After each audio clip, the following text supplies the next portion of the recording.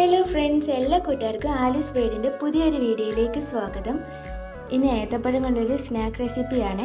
ഏത്തപ്പഴം പോളയാണ് ഉണ്ടാക്കാൻ പോകുന്നത്. അതിന് വേണ്ടിയിട്ട് ഒരു പാൻ അടുപ്പിൽ വെച്ചിട്ടുണ്ട്.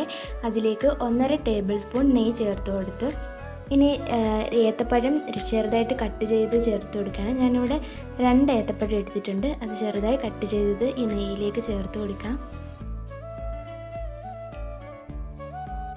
ഇനി ഇതൊരു 10-15 മിനിറ്റ് വഴറ്റിയെടുക്കണം. അതിനുശേഷം ഒരു ബൗളിലേക്ക് മുട്ട പൊട്ടിച്ചൊഴിക്കാം. ഞാനിവിടെ ഒരു 3 മുട്ടയാണ് എടുത്തിട്ടുള്ളത്.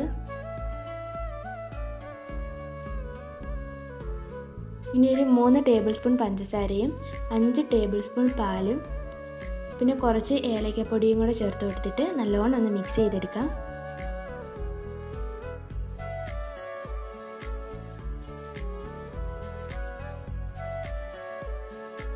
ഇതിലേക്ക് ഒരു 1/4 ടീസ്പൂൺ ഉപ്പും കൂടെ ചേർത്ത് കൊടുക്കാം.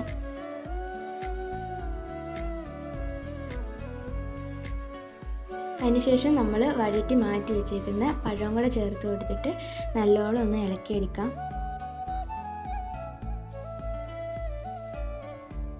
ഇനി നമുക്ക് ഈ ഒരു മിക്സിലേക്ക് ഇടാൻ വേണ്ടിയിട്ട് കുറച്ച് തേങ്ങാക്കൊത്ത് വറുത്തെടുക്കുന്നുണ്ട് നെയ്യിൽ.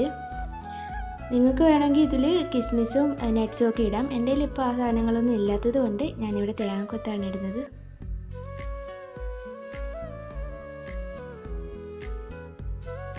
അപ്പോൾ തേങ്ങാക്കൊത്ത് ഇങ്ങനെ നെയ്യിൽ വറുത്തിട്ട് അതിലേക്ക് ഇട്ട് കൊടുക്കാം.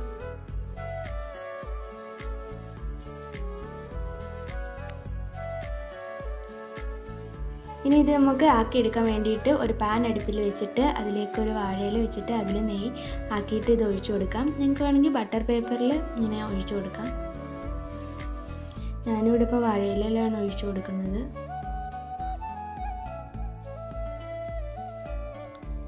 ഇനി ഇത് മൂടി വെച്ചിട്ട് ലോ ഫ്ലെയിമിലിട്ട് ഒരു 20 മിനിറ്റ് വേവിച്ചെടുക്കാം.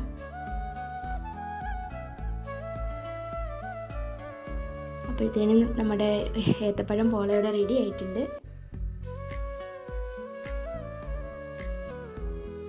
ഈവനിങ് സ്നാക്കൊക്കെ ആയിട്ട് കഴിക്കാൻ വേണ്ടിയിട്ട് അടിപൊളിയാണ്. പഴം വെച്ചിട്ട് സിമ്പിളായിട്ടുള്ളൊരു റെസിപ്പിയാണിത്.